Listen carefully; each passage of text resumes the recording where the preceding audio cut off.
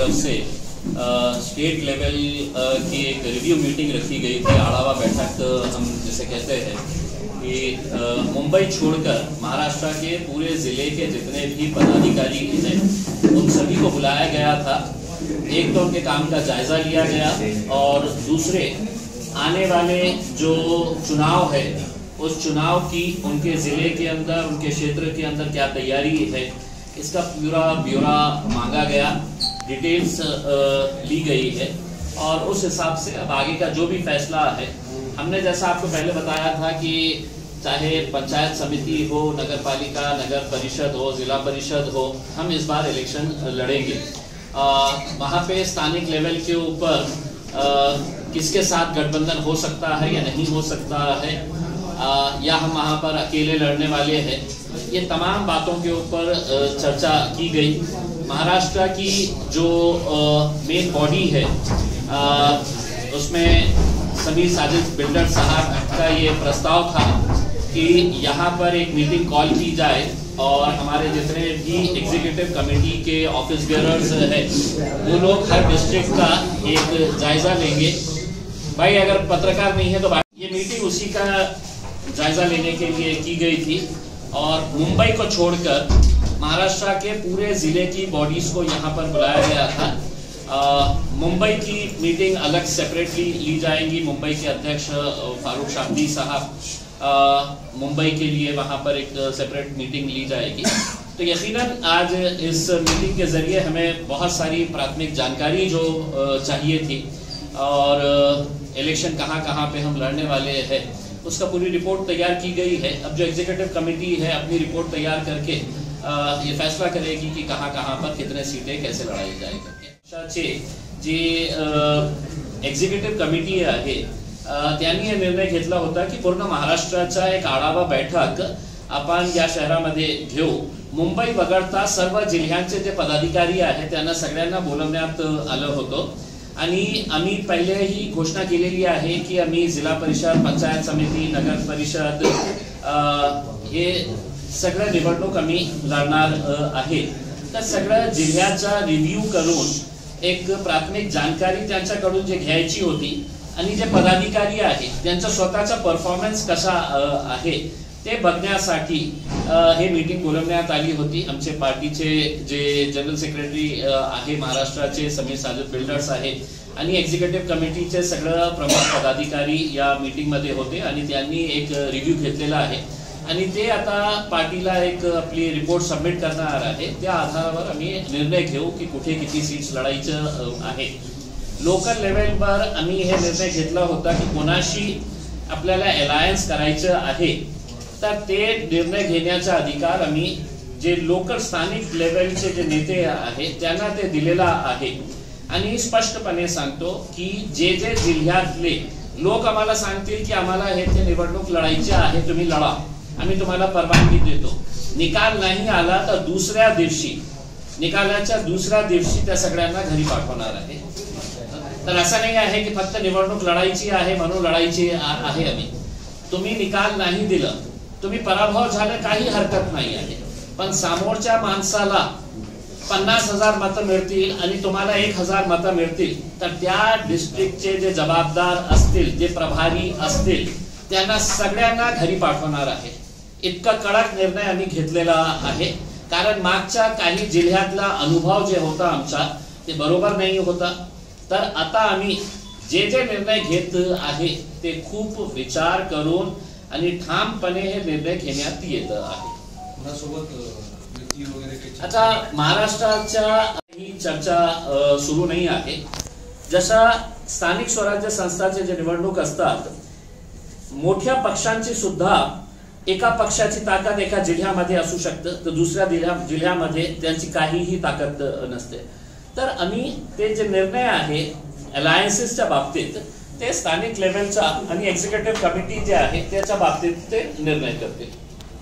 लोकसभेला आणि विधानसभेला एमआयएमचा बऱ्यापैकी पराभव झाला। लोकसभेला एकही निवडून आला नाही, विधानसभेला जिथं तुम्हाला बऱ्यापैकी मतदान मिळायचं तर तिथे एकच तुमचा उमेदवार निवडून आलेला आहे। असं निराशाजनक वातावरण आहे, तुम्ही जे शिलेदार आहात, तुम्ही सुद्धा पराभूत झालात, असं निराशाजनक वातावरण असताना जिल्हा परिषद पंचायत समितीमध्ये तुम्ही कसे काय निघून गेलात? एकीकडे EVM वरती शंका आहे, दुसऱ्या बाजूला कुठलाच सहकारी पक्ष तुमच्या सोबत नाही, अशा परिस्थितीत कसं सांगतो? आता तुम्ही माझा उदाहरण दिलेलं आहे, तर तुम्हाला सांगतो की आमचा पराभव झालेला आहे. MIM पक्षांनी एकटाच इलेक्शन लढलं होतं. कोणीही आमच्याकडे अलायन्स नाही होतं, कोणीही आम्हाला सपोर्ट केलेलं नाही होतं. मग इम्तियाज जलील सारखा एक उमेदवार जेव्हा या शहरामध्ये उभे राहतो, त्याच्या विरोधात कोण असतं? तर 3 जे सत्ताधारी पक्षांचा एक अलायन्स, फॉर्मिडेबल अलायन्स, त्याच्यामध्ये एकनाथ शिंदे साहेबांची शिवसेना, अजितदादा साहेबांची NCP आणि भारतीय जनता पार्टी हे एकत्र होते. सगळं पोलीस प्रशासन, पैसा हे सगळं त्यांच्याकडे होतं आणि आम्ही एकटं लढलं. एकटं लढून सुद्धा आमचा पराभवाचा जे अंतर होता, किती होता? 2000 मतांचा कमी. तर अशा परिस्थितीने तुम्ही मला सांगत असेल की आमचा पराभव झालेला आहे, हे आमचा पराभव नाही आहे. लोक आजही आमच्या सोबत उभे आहे. आणि प्रामाणिकपणे सांगायचं असेल तर मी वारंवार जे बोललेलो आहे की आज जे सत्ताधारी पक्ष जे पैशाचा जे वापर करत आहे आणि सगळीकडे उघडकीस झालेला आहे की ते कशा प्रकारचे पैशाचा वापर करून गोरगरीब वस्त्यामध्ये जाऊन विकत घेणारा जे हे आहे वोट, ते कशा प्रकारे त्याचा वापर करत आहे सगळ्यांना माहित आहे. त्याचा अर्थ हे होत नाही आहे की MIM पराभव झालेला आहे. आम्हाला अनेक ठिकाणावर खूप सारे चांगले मतं मिळालेले आहे. पहिल्यांदा आम्ही 5 वर्षापूर्वी किंवा 10 वर्षापूर्वी जेव्हा MIM होती, आमच्या विचारात नाही होतं की आम्ही कधी जिल्हा परिषदच्या निवडणूक लढू, आम्ही पंचायत समितीच्या इलेक्शन लढू, नगर परिषदसाठी आम्ही नगर अध्यक्षाच्या इलेक्शन लढू. पण मागच्या अनेक वर्षामध्ये ज्या कार्यकर्ते आमच्याशी जोडलेले आहे, जे लोक जोडलेले आहे आणि जे महाराष्ट्रामध्ये सध्याची जे परिस्थिती आहे, कमी लोकांना इतका विश्वास आहे की MIM पक्ष जिंकल्यानंतर, त्यांचा उमेदवार जिंकल्यानंतर ते भारतीय जनता पार्टीच्या मांडीवर जाऊन बसणार नाही, की तो दुसऱ्या पक्षामध्ये जाणार नाही आहे. ते आमच्याकडे जे आहे ते आहे. म्हणून जे आज तुम्ही मत देतो एकाला आणि ते जिंकून येतो आणि दुसऱ्या पक्षामध्ये खोके घेऊन जाऊन बसतो, तर तुम्ही लाखो मतदारांशी हे विश्वासघात करतात. तर एक असं नाही आहे की आम्ही हे दावा करणार आहे की महाराष्ट्रामध्ये आता MIM ची लाटच येणार आहे, पण आमची काय ताकद आहे हे येणाऱ्या निवडणुकीमध्ये तुम्हाला ग्रामीण एरियामध्ये पण तुम्हाला दिसणार आहे. नाही सर, एक शहरामध्ये तुमची ताकद आहे, पण ग्रामीण त्यांचा घराणेशाही आहे, त्यांचा घराणेशाही झालेली आहे. नाही, तुम्ही तिकीट वाटणार ना उद्या जिल्हा परिषद पंचायत, हजारो लोकांना, हजारो तरुणांना, हजारो मुलांना तुम्ही उमेदवार रिंगणात उभे करणार, पण स्वतःचा मुलगा मात्र नको. माझा स्वतःचा, आता कुणाच्या वडिलांना असं वाटत असेल की माझ्या मुलाला मी किती घाणेरडी असू द्या, मला राजनीतीमध्ये आणायचे आहे, त्याचा निर्णय. माझा एक पालक म्हणून बोलतो मी. पक्षाचा अध्यक्ष आहात, तुम्ही सगळ्यांचे पालक आहात तुमच्या पक्षात. नाही, मी माझ्या बाबतीत मी व्यक्तिगत सांगितलेलं आहे, व्यक्तिगत मी माझा निर्णय घेतलेला आहे की माझ्या मुलांनी येऊ नये राजनीतीमध्ये. खूप घाणेरड्या, खूप खालच्या लेवलवर आपण महाराष्ट्रामध्ये राजनीती बदलत आहे आणि दुर्दैवाने हे बॅक टू वर्ड्स पर्यंत जाणार आहे. आता आपण जे बघत आहे ना ते खूप याच्यापेक्षा वाईट होणार आहे. बोगस याद्या किंवा डबल नावं किंवा बांधून मतदार आणले जाते, या सगळ्या चर्चा आहेत. MIM पक्षाची या सगळ्याबाबत काय भूमिका आहे? काय आहे की मी स्वतः मागच्या आठवड्यात जेव्हा स्टेट इलेक्शन कमिशनरने मीटिंग कॉल केली होती सगळ्या राजनैतिक पक्षांचे एक प्रतिनिधींना, तर मी स्वतः त्या मीटिंगमध्ये गेलो होतो आणि तेच इलेक्शन कमिशनर वारंवार असा सिद्ध करण्याचा प्रयत्न करत होतो की आमच्या इलेक्शन किती फ्री अँड फेअर आहे. मी त्यांना एक उदाहरण दिलं की माझ्या शहरामध्ये आता महानगरपालिकेच्या इलेक्शनच्या संदर्भात एक असा कॅन्डिडेट आहे की ज्यांनी एक इलेक्शन SC सर्टिफिकेटवर इलेक्शन लढलं, दुसरा इलेक्शन त्यांनी OBCच्या सर्टिफिकेटवर लढलं, तिसरा इलेक्शन त्यांनी इंडिपेंडंट म्हणून इलेक्शन लढलं. आणि जेव्हा त्यांची तक्रार इलेक्शन कमिशन गेटकडे गेली तर इलेक्शन कमिशनने सांगितलं की हे जबाबदारी महानगरपालिकेची होती. महानगरपालिका हे बोलत होती की नाही आम्ही फक्त एक्झिक्यूट करणारे आहे, निर्णय घेणार आहे इलेक्शन कमिशन. तर मी म्हटलं की जोपर्यंत तुम्ही या प्रकारचा निर्णय घेत नाही, आता हेच इलेक्शन कमिशनने रूल केलेला आहे की 2 मुलांचा किती असे लोक आहे की ज्यांना 4-4, 5-5, 6-6 मुलं आहेत, पण इलेक्शन साठी ते 2 मुले कुणा दुसऱ्याला देऊन टाकतात इलेक्शन. हे सगळ्यांना माहित आहे का नाही आहे? तर जोपर्यंत इलेक्शन कमिशन याच्या बाबतीत गांभीर्याने निर्णय घेत नाही, ऍक्शन घेत नाही, अशा प्रकारचे मी स्पष्टपणे इलेक्शन कमिशनरला त्या मीटिंग मध्ये सांगितलं की लोकांना माहित आहे की काहीही असू द्या, आम्ही निवडणूक लढणार आणि निवडणूक लढणार असंच जाणार आहे कोर्टामध्ये, तोपर्यंत तो एन्जॉय करतील. म्हणजे माझ्याकडे इतके पुरावे भारतीय जनता पार्टीचे कॅन्डिडेट अतुल सावेंच्या विरोधात होते, इतके पुरावे होते की एका सामान्य माणसाला मी त्याला दाखवले असते तर त्यांचं इलेक्शन रद्द व्हायला पाहिजे होतं. पण मला माहित होतं की मी कोर्टामध्ये गेल्यानंतर एका सिनियर काउन्सिलर लावायला लाखो रुपये मला खर्च करावे लागणार होते आणि निर्णय तारीख पे तारीख, तारीख पे तारीख, तारीख पे तारीख, और उसके बाद है तो 5 साल वो आमदार बन के निकल जाते और इम्तियाज जलील अपने जेब का खर्चा है तो अदालत के अंदर लगाए रहते.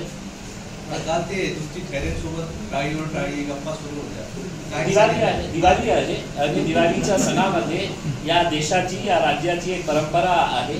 ठीक आहे, राजनीतिक मतभेद आहे ते राहणार, आपले पॉलिटिकल आयडियोलॉजिकल डिफरेंसेस जे आहेत ते राहणार, पण याचा अर्थ हे नाही आहे की वो मुझे ईद के ऊपर मुबारकबाद ना दे और मैं उन्हें दिवाली के ऊपर मुबारकबाद ना दूं करके. तर इतना भी ऐसा घटिया तरीके की सोच हम रखते नहीं है. मलाही हे वाटत होतं 10 वर्षापूर्वी, 5 वर्षापूर्वी मलाही वाटत होतं की MIMच्या ग्रामीण एरियामध्ये काही ताकद नाही आहे. म्हणून मी बोलताना शेवटच्या जे ओळी मी बोललो ते काय बोललो की निवडणुकीच्या नंतर तुम्हाला कळेल की ग्रामीण एरियामध्येही MIM कितपर्यंत पसरलेला आहे, पोचलेला आहे करके. निवडणूक होऊ द्या म्हणजे तुम्हाला त्यांचं उत्तर मिळेल. दुसऱ्या भानगड अशी आहे की लोकसभेला जसं जे मुस्लिम धर्मगुरू आहेत किंवा मुस्लिम संघटना आहेत त्यांनी काँग्रेसला मतदान करण्याचं आवाहन केलं होतं काही MIMचे ठिकाणं वगळता. तर आणखी त्याच्यामध्ये दुसरा भाग असा आहे की MIM अजूनही मुस्लिम मतांच्या पलीकडे गेली नाही, म्हणजे मुस्लिमांव्यतिरिक्त दुसरी जी मतं आहेत ती MIMला पडत नाही. ही एक अडचण आहे. ह्या अडचणीच्या काळात तुम्ही कसं बघा, आता बिहारचं निवडणूक जे होत आहे, आम्ही एक राजपूत समाजाच्या कॅन्डिडेटला आम्ही तिकीट दिलेलं आहे, 2 दलित समाजाच्या कॅन्डिडेटला उमेदवारी दिलेली आहे, एक OBC समाजातल्या कॅन्डिडेटला आम्ही हे दिलेलं आहे. आणि आपल्या शहराच्या बाबतीत बोलायचं असेल तर या शहरामध्येही जेव्हा आम्ही पहिल्यांदा निवडणूक लढली तर किती आम्हाला SC कॅन्डिडेट्स आम्हाला जिंकून आले होते, OBC महिला आमच्या पार्टीतून निवडून आली होती. हे मी 10 वर्षापूर्वीची गोष्ट बोलतो आपल्याला. आता या 10 वर्षामध्ये खूप सारा परिवर्तन झालेलं आहे. खूप सारे जातीचे लोक आणि प्रमुख उदाहरण मीच आहे ना. माझ्या लोकसभामध्ये मी कधीही हे दावा करणार नाही मला फक्त मुस्लिमांचे मतं मिळाले होते. जे शिक्षित युवा होते, युती होती, त्यांनी सगळ्या जाती धर्माच्या लोकांनी मला मतदान केलं. आता चांगले कॅन्डिडेट दिल्यानंतर आज इम्तियाज जलील आहे, इम्तियाज जलीलच्या व्यतिरिक्त 2 चांगला कॅन्डिडेट उभं केलं तर त्यांनाही मतदान करतील. पण ते ग्रामीण भागामध्ये निर्णायक मतदान नाही ना. तर तुम्हाला मी काय म्हटलं की मुस्लिम समाजाने फक्त मतदान देण्याचं काम करायचं का? आता आम्हालाही हे निर्णय घ्यायचा आहे की आम्ही चांगला कॅन्डिडेट दिलं तर मागच्या 75-76 वर्षामध्ये मुस्लिम समाज दुसऱ्या समाजाच्या लोकांनाही मतदान करत होतं ना. आता वेळ आलेली आहे की आम्हाला दुसऱ्या समाजाची लोकही आमच्या बाजूने उभे राहतील, आम्हालाही मतदान करतील. साहेब, तुम्हाला काय वाटतं कोणत्या पक्षाची इच्छा आहे तुमच्याशी युती व्हावी म्हणून? इच्छा काय? बघा, तयारी आमची एकला चलोरीची आहे आणि अनेक जिल्ह्यामधून असे प्रस्ताव येत आहे कि साहब ये शहर के अंदर ये एक आघाड़ी बन रही है, वो आघाड़ी आपके साथ अलायंस करना चाह रही है. आता ते स्थानिक लेवलच्या नेत्यांना माहित आहे की लोकल लेवलवर कोण प्रभावशाली आहे, आपल्याला फायदा कुणाशी होऊ शकतो. पण मोठ्या पक्षांची जी आज परिस्थिती आहे, मोठे पक्षांच्या बाबतीत बोलतो तर सगळ्यांना असं वाटतं की बाबा हे अलायन्स आपल्याला यांच्याशी करण्याची आवश्यकता आहे. कारण सगळ्यांना असं वाटतं की आपली ताकद इतकी आहे नाही. भाजपला असं वाटतं की एकनाथ शिंदेने जिंकू नये, एकनाथ शिंदेना असं वाटतं की अजित पवारांची सीट माझ्यापेक्षा जास्त येऊ नये, अजित पवारांना असं वाटतं की हे दोघांची माझ्या हे जास्त सीट्स येऊ नये. एकामेकांचा त्यांचं जे हे चाललेलं आहे ना. आता काँग्रेस एकटं लढणार आहे का एनसीपी सोबत लढणार आहे, शरद पवार साहेब ऐनवेळी काय निर्णय घेणार आहे हे कोणालाही माहित नाही आहे. वा वा वा, व्हेरी गुड. सब पिछले चुनाव में जो है सिंगल वार्ड थे महानगर पालिका में औरंगाबाद, अभी इस बार जो है प्रभाग है, तो आपको नहीं लगता है इसमें चुनौती है कुछ एमआयएम के सामने? बघा काय आहे की मागच्या लोकसभेचं एक उदाहरण देतो. असे उमेदवार लोकसभेमध्ये जिथे वोटिंगची संख्या 20-20 लाख असतं, या इलेक्शनमध्ये असे चिल्लर चाललर 300, 200, 100 वोट घेणारे लोक उभे होते.